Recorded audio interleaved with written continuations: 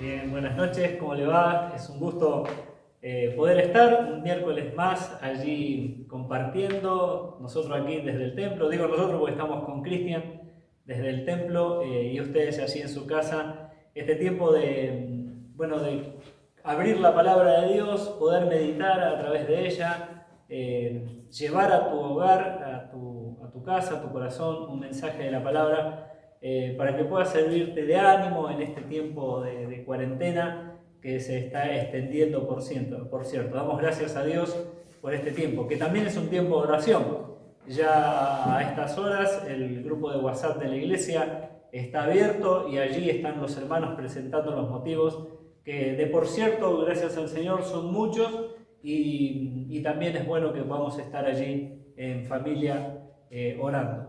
Antes de abrir la palabra de Dios, te pido ya que vayas al libro de Santiago, si querés allí a la carta de Santiago para ir ganando un poquito de tiempo. El domingo, si el Señor lo permite, domingo 31 a las 20 horas, vamos a repetir la experiencia que tuvimos hace 2 domingos atrás de celebrar la Cena del Señor por Zoom. Así que ya te pido que te estés organizando para que puedas participar de la Santa Cena. Y hemos invitado al hermano Gustavo Tello de Malvinas Argentina, allí en Córdoba, y él accedió gustosamente la participación, así que también te dejo esto como motivo de oración. Y ni hablar de estar orando para que este tiempo pueda pasar pronto, para que pronto podamos estar reunidos, abrazándonos, compartiendo tiempo y viendo el rostro de los hermanos fundamentalmente. Así que también dejamos esto como motivo de oración. Bueno, vamos a abrir nuestras Biblias allí en Santiago. Por estos miércoles vamos a estar compartiendo desde el capítulo 1 en adelante la lectura y la meditación. Es una carta riquísima en todos los aspectos. Hay muchísimas enseñanzas que podemos extraer de ellas. Así que vamos a aprovechar las que los distintos oradores en estos miércoles podamos compartir. Pero también te invito para que en tu casa la leas, para que tomes tu Biblia y vuelvas a leer este pasaje, porque es muy apropiado, Dice así, Santiago capítulo 1, del 1 al 18, vamos a leer en esta oportunidad. Santiago 1, verso 1 dice: Santiago, siervo de Dios y del Señor Jesucristo, a las 12 tribus que están en la dispersión, salud. Hermanos míos, tened por sumo gozo cuando yacéis en diversas pruebas, sabiendo que la prueba de vuestra fe produce paciencia. Mas tenga la paciencia su obra completa para que seáis perfectos y cabales, sin que os falte cosa alguna. Si alguno de vosotros tiene falta de sabiduría, pídala a Dios, el cual da a todos abundantemente y sin reproche, y le será dada. Pero pida con fe, no dudando nada, porque el que duda es semejante a la onda del mar, que es arrastrada por el viento y echada de una parte a otra. No piense, pues, quien tal haga, que recibirá cosa alguna del Señor. El hombre de doble ánimo es inconstante en todos sus caminos. El hermano que es de humilde condición, gloríese en su exaltación, pero el que es rico en su humillación, porque él pasará como la flor de la hierba. Porque cuando sale el sol con calor abrasador, la hierba se seca, su flor se cae, y perece su hermosa apariencia. Así también se marchitará el rico en todas sus empresas. Bienaventurado el varón que soporta la tentación, porque cuando haya resistido la prueba, recibirá la corona de vida que Dios ha prometido a los que le aman. Cuando alguno es tentado, no diga que es tentado de parte de Dios, porque Dios no puede ser tentado por el mal, ni Él tienta a nadie, sino que cada uno es tentado cuando de su propia concupiscencia es atraído y seducido. Entonces la concupiscencia, después que ha concebido, da a luz el pecado, y el pecado, siendo consumado, da a luz la muerte. Amados míos, no erréis. Toda buena dádiva y todo don perfecto desciende de lo alto, del Padre de las luces, en el cual no hay mudanza ni sombra de variación. Él de su voluntad nos hizo nacer por la palabra de verdad, para que seamos primicias de sus criaturas. Queridos hermanos, quiero en esta noche, con la ayuda del Señor, poder desarrollar esta enseñanza, sacar 3 enseñanzas de ella. Vamos a hablar acerca de las pruebas, Vamos a hablar acerca de la transitoriedad de la vida y vamos a hablar también de las tentaciones. Unas palabras con respecto al autor en primer lugar. Santiago, como se presenta allí, siervo de Dios y del Señor Jesucristo. Bueno, para los que no saben, la mayoría seguramente ya lo saben, este Santiago es el hermano del Señor. En el Evangelio de Juan, si me querés acompañar allí en la lectura, aparece justamente Santiago, pero no como se está presentando ahora en la carta, como siervo del Señor Jesucristo. Santiago capítulo 7, Juan capítulo 7, verso 5, va a decir allí, porque ni aun sus hermanos creían en él. De alguna forma, este Santiago le costó mucho aceptar quién era Cristo. Estaba aquí en esta manera ridiculizando a su hermano, diciéndole, bueno, el que se quiere dar a conocer no anda escondiéndose, anda y manifestate para que tus discípulos vean lo que vos estás haciendo. Y fíjense también cómo aparece Santiago en el Evangelio de Marcos, capítulo 3, versículo 21. Y se agolpó, verso 20 de Marcos 3:20, y se agolpó de nuevo la gente, de modo que ellos ni aún podían comer pan. Cuando lo oyeron los suyos, vinieron para prenderle, porque decían, está fuera de sí. ¿Quiénes son los suyos? Sus parientes, dice otra versión. Cuando lo oyeron sus parientes, entre sus parientes estaba Jacobo, Santiago. ¿Y qué decía Santiago con sus familiares? Excepto su madre, obviamente. Está loco, está fuera de sí. Esto es lo que Santiago pensaba con respecto a la persona del Señor Jesucristo. Se cree que su conversión tuvo lugar después de la resurrección de Jesucristo. Fíjense allí en 1 Corintios, capítulo 15, verso 7, va a decir allí el apóstol Pablo, cuando el Señor Jesucristo, se le aparece a todos, Pablo va a decir, a lo último como un abortivo se me apareció a mí, pero en el verso 7 va a decir, después apareció a Jacobo, y después a todos los apóstoles. ¿Quién se le apareció a Jacobo? El Señor Jesús. ¿Cuándo? Resucitado. El mismo que antes lo había ridiculizado, el mismo que creía que estaba loco, ahora su hermano Jesucristo aparece resucitado y se le aparece a él de forma personal. ¿Dónde lo encontramos luego? Si buscas la Biblia, Hechos de los Apóstoles, capítulo 15, versículo 13, se conoce este pasaje como el Concilio de Jerusalén. Hay que tratar un tema.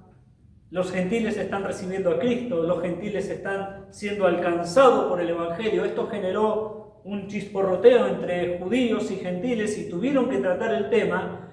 Y en Hechos de los Apóstoles, capítulo 15, versículo 13, fíjese qué interesante. Y cuando ellos callaron, Jacobo respondió diciendo, varones, hermanos, oídme. Cuando los apóstoles estaban reunidos y la multitud de creyentes estaban debatiendo, ya finalizando para terminar de hablar, se le pone de pie Jacobo, el mismo que antes no había creído, pero que Jesús se le aparece resucitado y ahora ya como un siervo de Dios se levanta y toma la palabra. Y el verso 19 dice, por lo cual yo juzgo que no se inquieten los gentiles que se convierten a Dios. Este es Santiago y esta es más o menos un poco el resumen de su vida, la conversión de este hombre.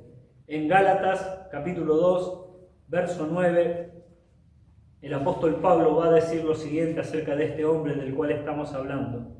Y reconociendo la gracia que me había sido dada, Jacobo, Santiago, Cefas y Juan, que eran considerados como columnas, nos dieron a mí y a Bernabé la diestra en señal de compañerismo para que nosotros fuésemos a los gentiles y ellos a la circuncisión.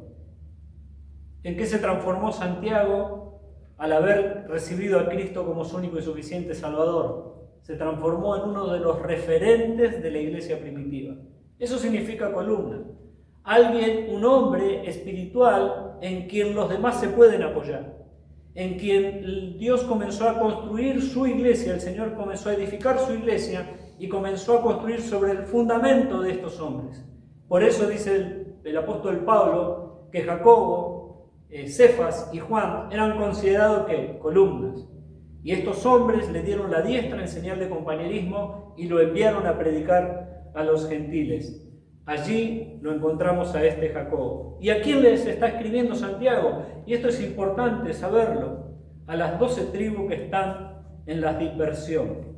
A los creyentes que están esparcidos por todo el imperio romano. ¿A causa de qué cosa? A causa de la persecución que había venido sobre la iglesia. Persecución que la podés encontrar en Hechos de los Apóstoles capítulo 1 con la muerte de Esteban, versículo 4, Hechos de los Apóstoles 11, 19. Los creyentes en Cristo Jesús estaban siendo, ¿qué cosa? Esparcidos. Y sabes, salvando las distancias obviamente, hoy la iglesia de Cristo, la iglesia de Granadero Baigorria, la iglesia del barrio Los Robles de calle 9, de alguna forma nos encontramos esparcidos.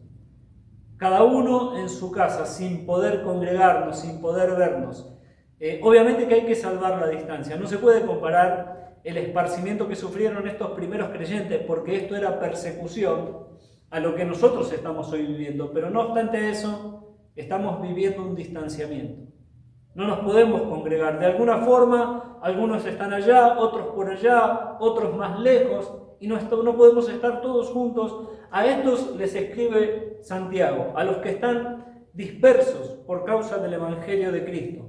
Esta carta de Santiago, está dirigida a cristianos perseguidos y a cristianos que la estaban pasando muy mal. Mal emocionalmente, mal económicamente, mal físicamente, sin casa, sin trabajo, por ende sin recursos. Muchos de ellos estaban huyendo o siendo perseguidos con esposa, con hijos, por haber creído en Cristo como su único y suficiente Salvador.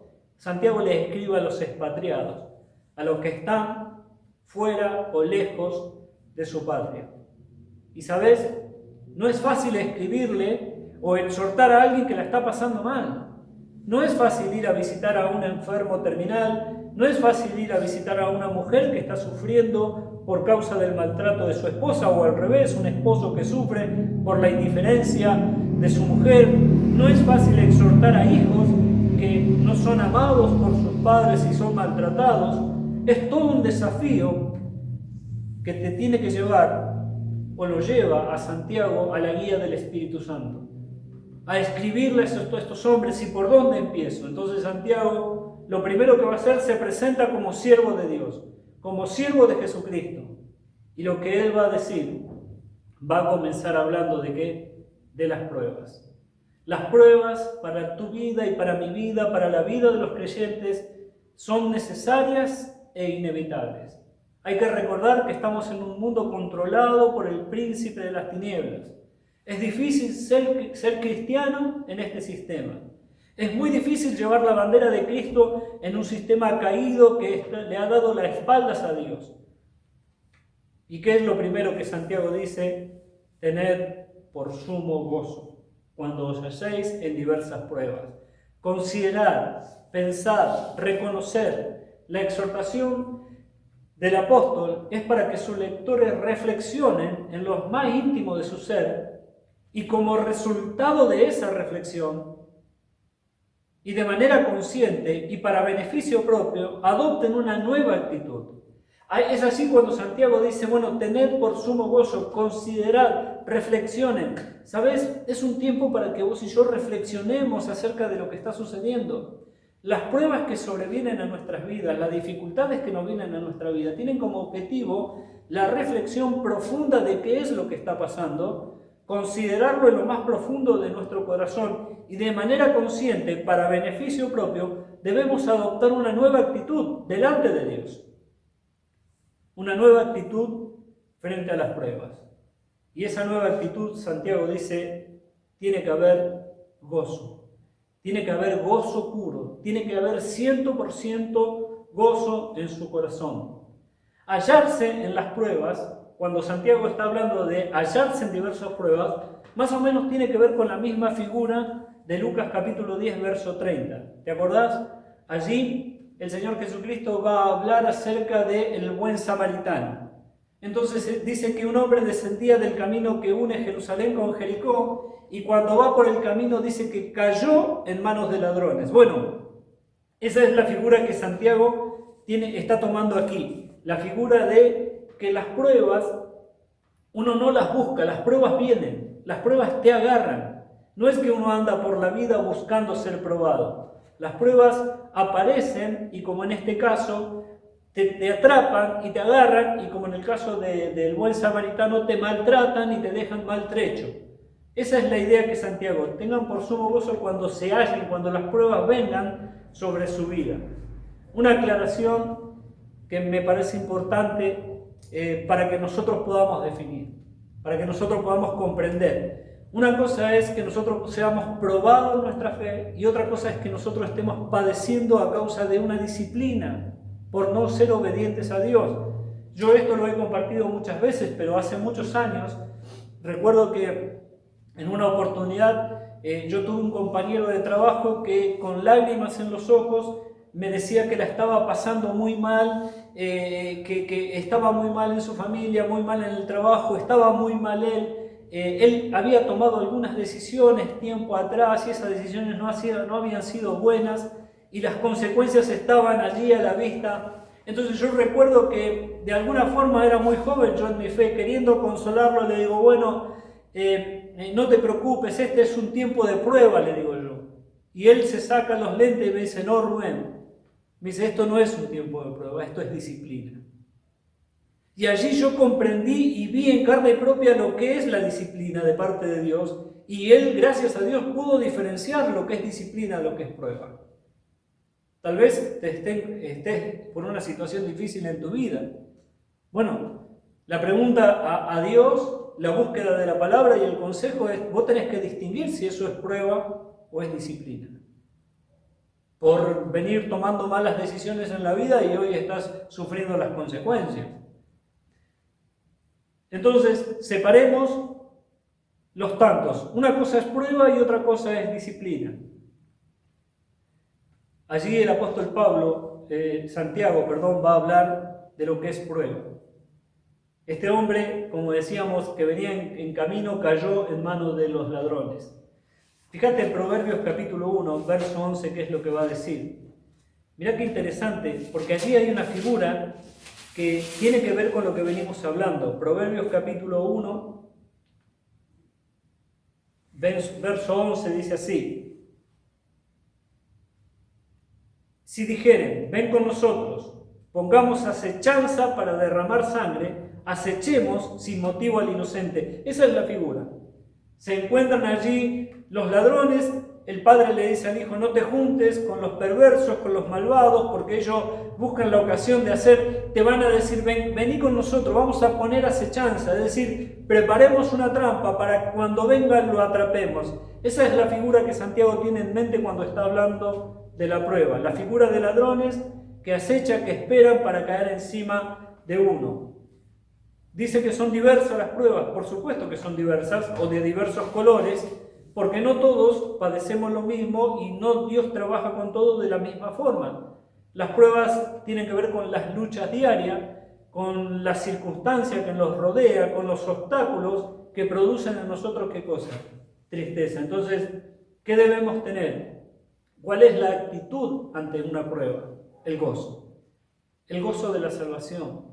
El gozo de tener el Espíritu Santo, el gozo de que nuestros pecados hayan sido perdonados, el gozo de saber que tenemos eternidad, el gozo de saber que tenemos las Escrituras.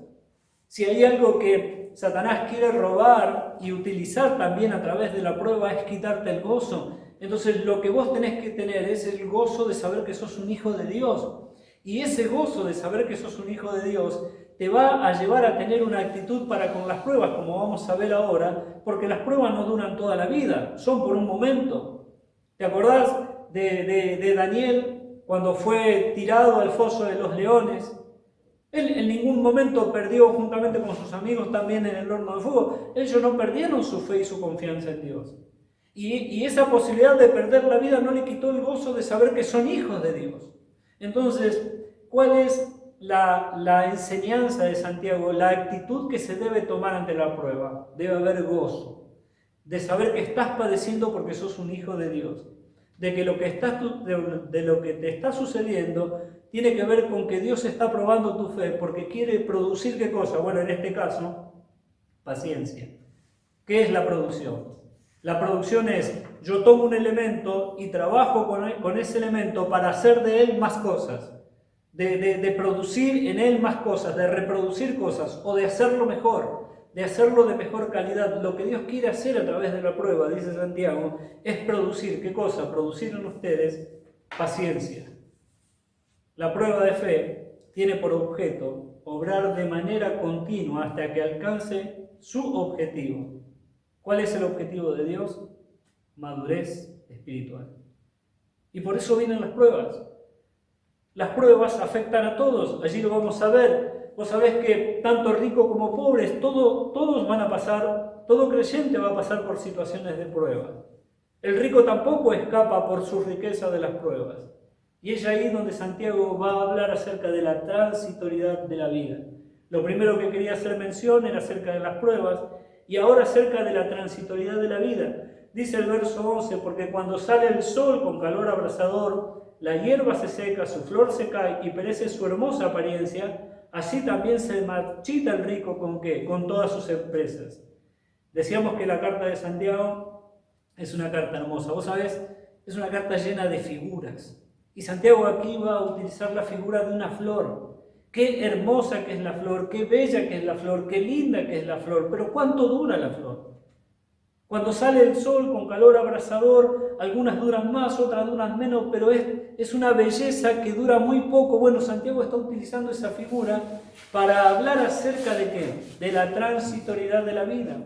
Bueno, también utiliza la figura de la onda del mar para hablar acerca de la inestabilidad emocional, de ese hombre que es como la onda del mar, que sube y baja, o esa mujer que sube y baja permanentemente y que no puede tener estabilidad emocional y mucho menos estabilidad espiritual. Bueno, Santiago utiliza las figuras para hablar acerca, y ahora va a decir la vida es transitoria. La vida es algo que aparece, y así como aparece, por hermosa que sea, también se desvanece. ¿Sabes? Pablo lo tenía en claro esto, y en 2 Corintios capítulo 4, verso 17 y 18 dice, porque esta leve tribulación momentánea produce en nosotros un cada vez más excelente, eterno peso de gloria. Fíjate que allí aparece la palabra también producir. El apóstol Santiago habla acerca de que la prueba de vuestra fe produce paciencia. Ahora, ¿qué dice Pablo? La tribulación que yo estoy pasando por este tiempo, bueno, si después querés leerlo, 2 Corintios capítulo 4, te vas a encontrar de la forma en que Pablo fue atribulado y de la forma en que su fe fue probada. Entonces él mira eso, todo lo que le sucede, dice, es leve esta tribulación, es momentánea porque es pasajera, pero produce, ¿qué cosa? En nosotros, excelente y eterno peso de gloria. Obviamente no mirando nosotros las cosas que se ven, verso 18, sino las que no se ven, pues las cosas que se ven son temporales, pero las que no se ven, ¿qué son? Eternas. Allí está, las cosas temporales, la transitoriedad de la vida, lo que no se ve es lo que produce un eterno peso de gloria, que es la persona de Cristo, es la vida nueva y la vida eterna, y eso es eterno. ¿Sabes? Cuando Pablo habla a Timoteo acerca de las riquezas, dice, los que quieren enriquecerse caen en tentación y en lazo y en muchas codicias necias y dañosas, pero él va a decir algo así, pues nada hemos traído a este mundo y sin duda nada vamos a sacar. Transitoriedad. No estábamos, nada trajimos, porque no estábamos. Vinimos desnudos. Ahora, no nos vamos a quedar, nos vamos a ir, nada vamos a llevar. Transitoriedad, desde el momento que vinimos al tiempo que nos vamos, es una etapa, cuando vos mirás a la eternidad, es una etapa ínfima. Santiago quiere meter a sus lectores en ese sentido. Las pruebas no son eternas, así como la vida es transitoria, las pruebas también son transitorias, pero tienen un objetivo, tu madurez espiritual, mi madurez espiritual. Y por último, las tentaciones. Dice el versículo 13, cuando alguno es tentado, no diga que es tentado de parte de Dios, porque Dios no puede ser tentado por el mal, ni Él tienta a nadie. ¿Dónde tiene sus orígenes la tentación? La tentación no tiene su origen en Dios. Así como hablábamos recién acerca de diferenciar lo que es prueba y lo que es disciplina, y las consecuencias y el objetivo de la disciplina y las consecuencias y los resultados o los objetivos de la prueba son distintos, lo mismo sucede con las tentaciones. Las tentaciones no tienen su origen en Dios. ¿Por qué Santiago dice cuando alguno es tentado no diga? Porque ya lo estaba diciendo, bueno, una mala teología, un mal conocimiento de Dios, no saber quién es Dios y cómo obra Dios. No podés echarle la culpa a Dios de todo lo que te pasa en la vida, porque muchas cosas de lo que nos sucede en la vida tienen su origen en lo que dice el versículo 14, sino que cada uno es tentado. Muchas de las cosas que suceden en la vida y la tentación tiene que ver con lo que tu corazón y mi corazón tiene, con las debilidades con las cuales nosotros convivimos a diario, con aquellas debilidades carnales que nos llevan a nosotros a ceder a las tentaciones. Entonces, cuando hay una tentación y se produce el proceso de tentación, tiene que ver con el origen de la tentación en mí. Está en mí y Satanás sabe que él es el tentador, que yo soy débil y todo el tiempo sistemáticamente viene tentándonos. Entonces yo no puedo atribuirle a Dios una tentación, no debo atribuírsela porque Dios no puede ser tentado por el mal ni él tienta a nadie. Es decir, a mí el mal me afecta, para bien o para mal. Produce algo en mí, o produce un enojo, o produce placer, o lo que fuere que puede producir un mal en mí. Pero a Dios el mal no lo afecta. No hay mal en Él, no hay malos pensamientos, no hay malas actitudes. Dios es un Dios santo.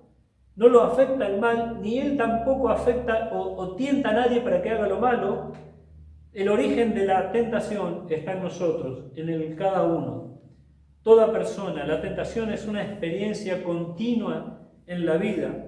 También allí en Proverbios capítulo 7, después léelo en tu casa, desde el 6 al 23, allí hay un joven necio que va por la calle y de repente aparece una mujer que está perfumada, vestida y que llama la atención del joven, le habla, lo envuelve con sus palabras, lo seduce, lo atrae y dice el proverbio que va como va el buey al matadero.